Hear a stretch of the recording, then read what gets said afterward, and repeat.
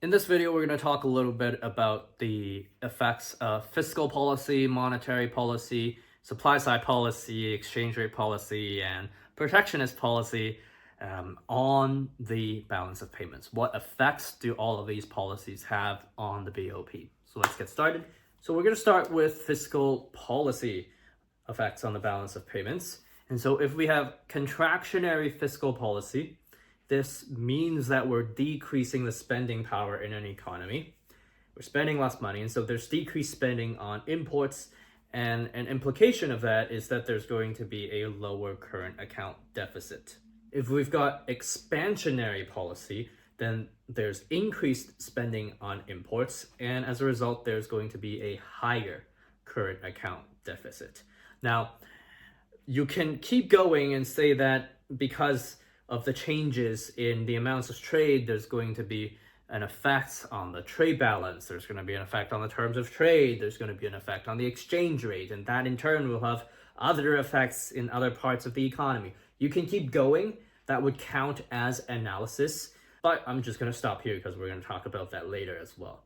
Now, sometimes the government has to borrow money to pursue expansionary policy. And in those situations, there's a possibility of the crowding out effect, right? When the government borrows so much money that it drives up interest rates. Okay, so there are monetary effects from fiscal policy. And in that situation, it would be a much better situation to mention the effects on the currency that interest rate increase might have. In this case, currency appreciation, that's going to change our terms of trade, our import and export prices. That's going to affect our current account surplus or deficit, but we want to keep the Marshall-Lerner condition in mind. So we want to be aware of the elasticity of imports and exports, and we also want to know the long-term and short-term effects of trade. And so an example I have here is the current account deficit might increase, but just in the long run. Keep in mind that relative domestic prices will also affect net exports and the current account. And so if we're pursuing expansionary policy and that's going to cause inflation in the economy, then that kind of implies over time that if our relative inflation is higher than other foreign countries, then we might just end up buying more imports because our domestic goods are getting too expensive. So that's a little bit of food for thought for fiscal policy and a little bit of fuel for your analysis in your essays.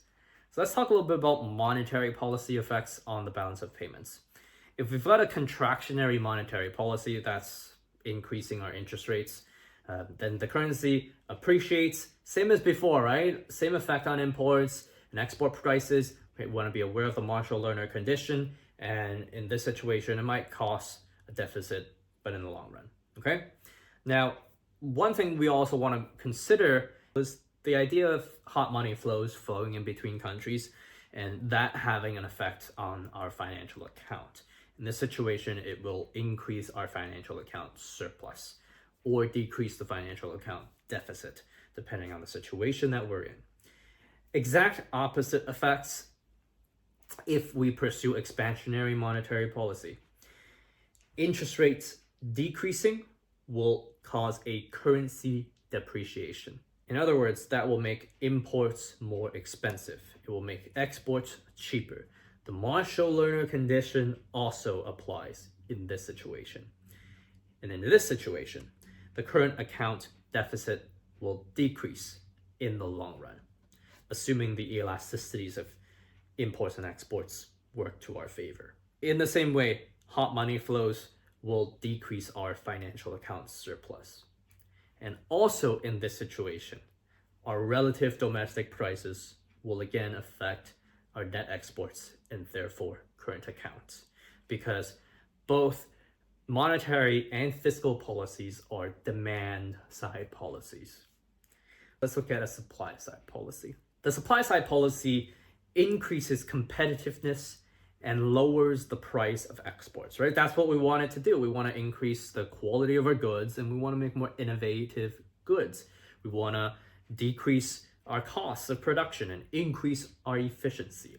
What's that going to do? It's going to cause a current account surplus.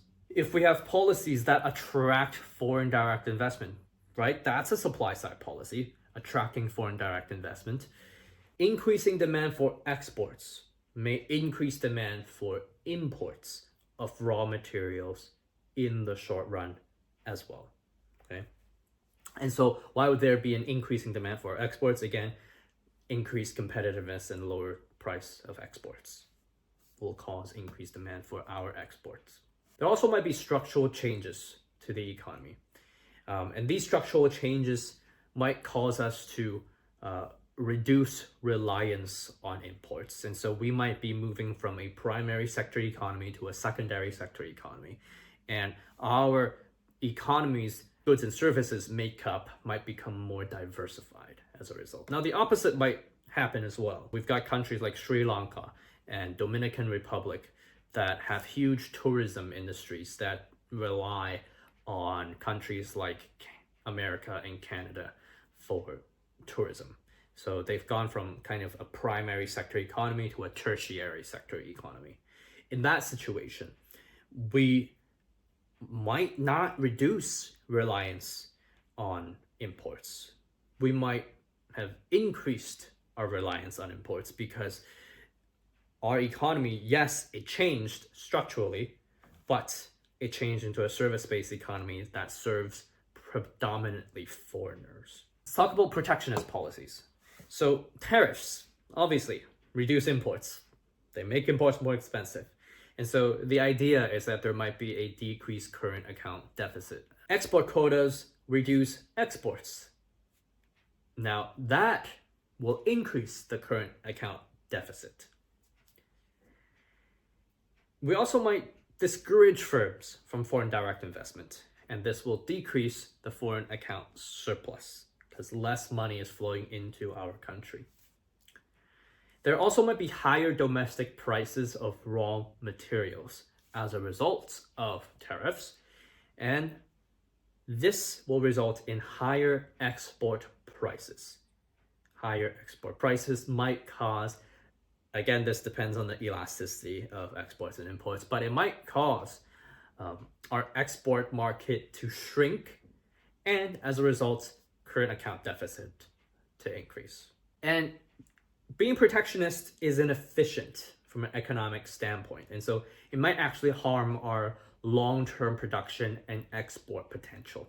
And so it also might have long-lasting current account effects.